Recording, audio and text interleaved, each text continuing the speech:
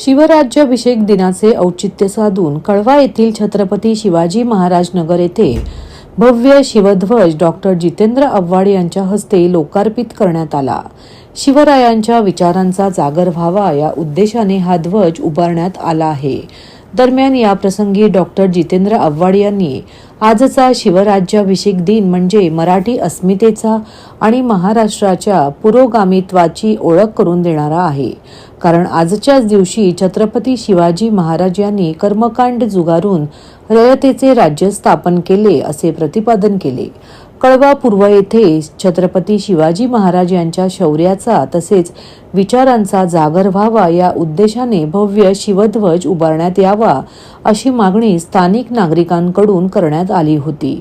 त्याच अनुषंगाने सुमारे 52 फूट उंचीच्या लोहस्तंभावर 20 बाय 30 फूट आकारमानाचा शिवध्वज फडकत ठेवण्याची संकल्पना डॉक्टर जितेंद्र आव्हाड यांनी मांडली होती। शुक्रवारी शिवराज्याभिषेक दिनाचे औचित्य साधून या शिवध्वजाचे अनावरण करण्यात आले। यावेळी डॉक्टर जितेंद्र आव्हाड म्हणाले की आजच्याच दिवशी जगात सर्वात आधी रयतेचे राज्य स्थापन झाले। या देशात जुलमी राजवटी विरोधात प्रथमच बंड करून मराठी अस्मिता जगाला दाखवून देणारे एकमेव राज्य म्हणजे छत्रपती शिवाजी महाराज। राज्याभिषेकाला विरोध करणाऱ्यांना त्यांची जागा दाखवून आपला राज्याभिषेक करून छत्रपती शिवाजी महाराज यांनी कर्मकांडाला दूर सारले होते। कर्मकांड नाकारून शिवरायांनी महाराष्ट्राचे पुरोगामित्व जगासमोर मांडले होते। या लोकार्पण सोहळ्यास अरविंद मोरे, माजी नगरसेविका वर्षा मोरे, माजी नगरसेवक राजेश खारकर, नताशा आव्हाड, अभिजित पवार, महाराष्ट्र प्रदेश युवक सरचिटणीस राजेश कदम, ठाणे जिल्हा प्रशासन सरचिटणीस राजेश साटम, व्यापारी सेल अध्यक्ष संजीव दत्ता, अंकुश मडवी, रचना वैद्य, समीर नेटके, विशांत गायकवाड, ज्ञानेश्वर राजपंके तसेच कार्यकर्ते पदाधिकारी उपस्थित होते। महाराष्ट्रातील भगिनींना आधार देणारी राज्य शासनाची मुख्यमंत्री माझी लाडकी बहीण योजना। या योजनेअंतर्गत अल्प उत्पन्न गटातील 21 ते 65 वयोगटाच्या भगिनींना मिळणार दरमहा 1500 रुपयांची मदत। अर्ज करण्यासाठी 31 ऑगस्ट 2024 पर्यंत मुदतवाढ। कुटुंबाचं वार्षिक उत्पन्न 2.5 लाख रुपयांपेक्षा कमी असलेल्या महिला पात्र। कुटुंबाकडे पिवळं किंवा केशरी रेशन कार्ड असल्यास उत्पन्नाचा दाखला आवश्यक नाही। पांढरं रेशन कार्ड असेल किंवा रेशन कार्ड नसेल तर कुटुंबाचं वार्षिक उत्पन्न 2.5 लाखांपेक्षा कमी असल्याचा दाखला आवश्यक। योजनेसाठीचा ऑनलाईन अर्ज नारी शक्ती दूत ऍप वरून किंवा पोर्टलवर भरता येईल। ज्या भगिनींना ऑनलाईन अर्ज भरता येत नसेल त्यांच्यासाठी अंगणवाडी, ग्रामपंचायत, वॉर्ड ऑफिस, सेतू सुविधा केंद्रामध्ये किंवा आशाताई बचत गटाच्या CRP यांची मदत उपलब्ध। आता आपल्याला अभिमानाने म्हणता येईल, सुखी आणि सुरक्षित आहे माझी लाडकी बहीण। गेल्या 6 महिन्यांपासून ठाणे शहरात बंद करण्यात आलेली टोईंग व्हॅन पुन्हा सुरू केल्याने ठाणेकरांमध्ये अतिशय संतापाचे वातावरण पसरले आहे। शहरात पार्किंगसाठी सोयी नसताना ठाणेकरांवर बेकायदेशीर पद्धतीने टोईंग व्हॅन लादली जात आहे। त्यामुळे आधी पार्किंग धोरण राबवा, मग टोईंग व्हॅनचे नाटक करा असा इशारा देत टोईंग व्हॅन बंद करा अशी मागणी शिवसेना उद्धव बाळासाहेब ठाकरे पक्षाने केली आहे। शिवसेना उद्धव बाळासाहेब ठाकरे पक्षातर्फे ठाणेकरांच्या वतीने आज वाहतूक शाखेचे पोलीस उपायुक्त पंकज शिरसाट यांना आज पत्राद्वारे निवेदन देण्यात आले। ही टोईंग व्हॅन ही पद्धत कायदेशीर असल्याचे उपायुक्त पंकज शिरसाट यांनी सांगितले। त्यावर काही पदाधिकाऱ्यांनी टोईंग व्हॅन सुरू करण्याचे टेंडर काढले आहे का, टेंडर प्रक्रिया पारदर्शक पद्धतीने राबवली आहे का, अशा अनेक प्रश्नांचा भडीमार केला। त्यावेळी उपायुक्त पंकज शिरसाट यांच्याकडे कोणतेही उत्तर नसल्याचे दिसून आले।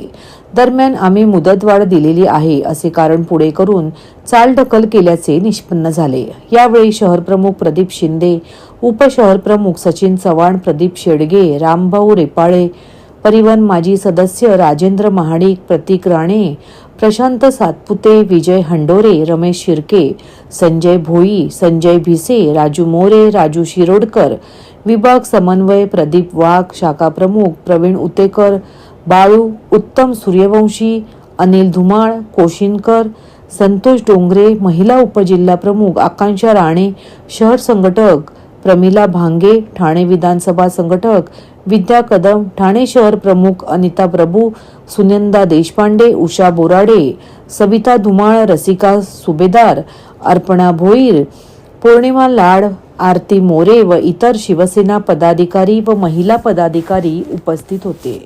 आज आपण वाहतूक शाखेच्या उपस्थिती भेट घेतली.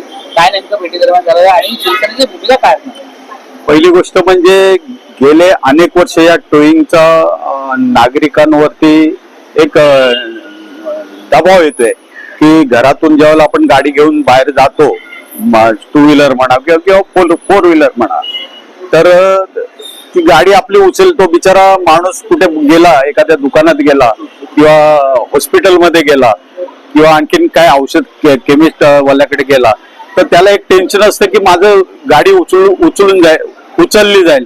नुसती उचलली जाते ते जाते, परंतु ती गाडी कुठे नेली जाते त्याची पण त्या बिचाराला माहिती नसतो. तो त्याच्या वैयक्तिक टेन्शन मध्ये असतो, घरच्या टेन्शन मध्ये, हॉस्पिटलमध्ये समजा त्याचा पण पेशंट असेल त्याच्यात, तर त्या गोष्टीचा पण विचार व्हावा याच्यासाठी आम्ही साहेबांशी डिस्कस केलं.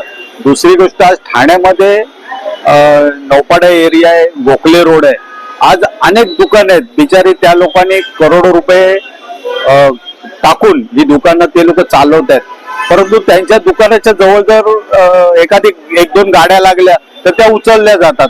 तर त्यांना कुठेतरी रिलीफ मिळावं की कमीत कमी 2-4 गाड्या तरी त्यांच्या दुकानासमोर लागाव्या, की जेणेकरून त्यांचा पण धंदा होईल आणि एक पब्लिकला पण त्याची सेवा मिळेल. तर ह्या गोष्टीची आम्ही त्यांच्याशी चर्चा केली. त्यांनी सकारात्मक त्या विषयावरती आमच्याशी बोलणी केलीत आणि जर त्याच्यातून समजा त्यांनी जर टोईंगला पहिली गोष्ट, आमचा विरोध नाहीये, टोईंग असावी की जेणेकरून कुठे एमर्जन्सी काही गाड्या बंद पडतात किंवा काय त्या उचलण्यासाठी, परंतु पार्किंग केलेल्या गाड्या जर त्रास देत असतील तर त्या उचलणं ते ठीक आहे, परंतु कुठलाही अडथळा नसताना एखाद्या गल्लीत बोळामध्ये किंवा साईडला कोणी गाडी लावली आहे आणि एखाद दुसरी गाडी आहे ती पण उचलली जाते, तर त्याच्यावर कुठेतरी बंदरी यायला पाहिजे. दुसरी गोष्ट, आज शाळेचा वेळ असतो, तर त्यावेळेला सर्व पालक काही आपल्या मुलांना शाळेमध्ये घेऊन येतात, गाडी बिचारे लावतात आणि त्याला रस्ता क्रॉस करून किंवा सोडण्याचा प्रयत्न करतात, परंतु पाठीमागे आले का त्याची गाडी नसते. हे पण कुठेतरी बंद व्हायला पाहिजे. हॉस्पिटल आहे, मला स्वतःला हॉस्पिटलचा असा अनुभव आहे, मी एका माणसाला अटॅक आला म्हणून मी गोडबोले हॉस्पिटलमध्ये त्याला मी ऍडमिट केला. त्याला अटॅक आलेला, त्याला ट्रीटमेंट चालू होईपर्यंत मला अर्धा-एक तास लागला, परंतु मी नंतर बाहेर आलो तर बघतो तर माझ्या गाडीला जामर लावलेला. तिथे त्या पोलिसाला मी सांगितलं की असं आहे, तर त्यांनी मला सगळी उडवाउडवीची उत्तरं दिली.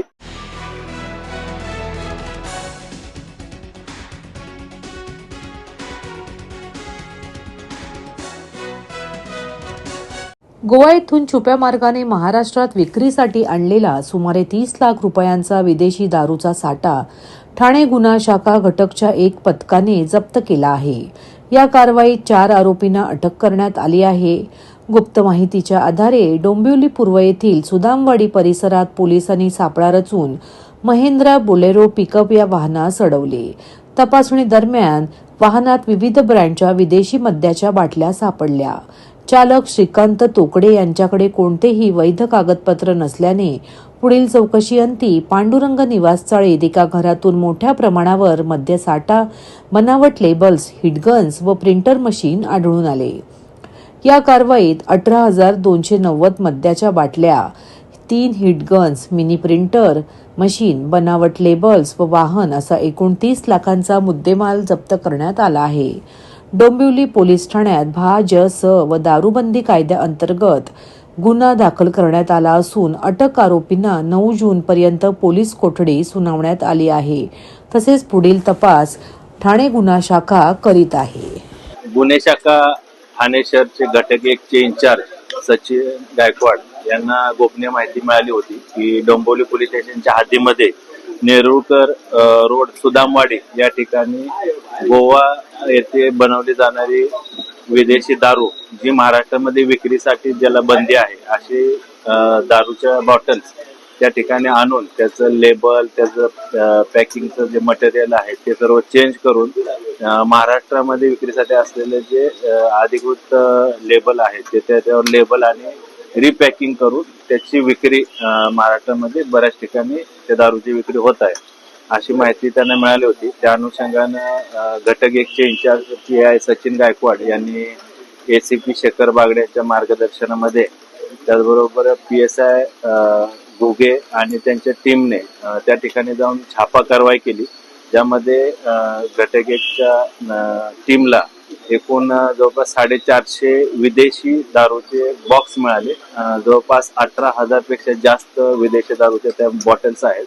त्याचबरोबर प्रिंटिंग मशीन, प्रिंटिंगसाठी लागणारे साहित्य, हॉट एअर गन आणि इतर काही साहित्य जे छपाईसाठी किंवा लेबल चिकटवण्यासाठी जे काही वापरण्यात येत होतं असं साहित्य देखील त्या ठिकाणी मिळून आलं. जवळपास 50 लाखाचा अंदाजे 50 लाखाचा मुद्देमाल त्या ठिकाणी जप्त करण्यात आला आहे. त्यामध्ये एकूण 4 आरोपी अटक करण्यात आलेले आहेत. त्या आरोपींना मान्य न्यायालयासमोर हजर केला असता त्यांना 9 तारखेपर्यंत पोलीस कस्टडी रिमांड मिळालेला आहे. हा जो माल आहे तो गोवा राज्यातून ते आणत होते आणि इथं त्याचं रिपॅकिंग आणि रिलेबलिंग करत होते आणि महाराष्ट्रामधले बऱ्याच जे वाईन शॉप आहेत ठाणे जिल्ह्यातील असतील किंवा आजूबाजू परिसरामध्ये जे काही वाईन शॉप आहेत त्या वाईन शॉप मध्ये हे महाराष्ट्रातील जी विक्री किंमत आहे MRP किंमत आहे त्या किमतीचं ते लेबल लावून ते विकत होते. त्या अनुषंगाने ते फायदा कमवत आहे. याच्यामध्ये अजून मुख्य जे इतर आरोपी आहेत ते पण असण्याची शक्यता आहे. वाईन शॉप मालक असतील किंवा ज्या ठिकाणी त्यांनी विक्री केलेली आहे किंवा हे गोव्यामधून महाराष्ट्र राज्यामध्ये बॉर्डर क्रॉस करण्यासाठी ज्यांनी मदत केलेली आहे ते आरोपी देखील अजून याच्यामध्ये अटक होतील का त्या अनुषंगाने आम्ही अधिक तपास करत आहे. हे जे 4 आरोपी आहेत त्यापैकी एक चालक आहे आणि त्या कारखान्यामध्ये जे रिलेबलिंग आणि रिपॅकिंग करणारा जो कारखाना होता त्यातील लेबर आहेत. एक महिंद्रा पिकअप जे ही दारू वाहतूक करणारा जो वाहन होतं त्या वाहनाचा तो चालक आहे. तर याच्यामध्ये तो मुख्य पुरवठादार जो आहे तो पकडला गेलाय का? त्या अनुषंगानेच तपास सुरू आहे. मुख्य पुरवठादार जो गोव्यावरून माल इकडे सप्लाय करत होता महाराष्ट्रामध्ये, त्याचबरोबर हे लेबलिंग आणि रिपॅकिंग करून महाराष्ट्रातल्या कोणकोणत्या वाईन शॉप मध्ये कोणकोणत्या बिअर बार मध्ये याची विक्री करत होते त्या अनुषंगाने देखील आमचे घटक एकची टीम तपास करत आहे. आरोपी सध्या पोलीस कस्टडीमध्ये आहे.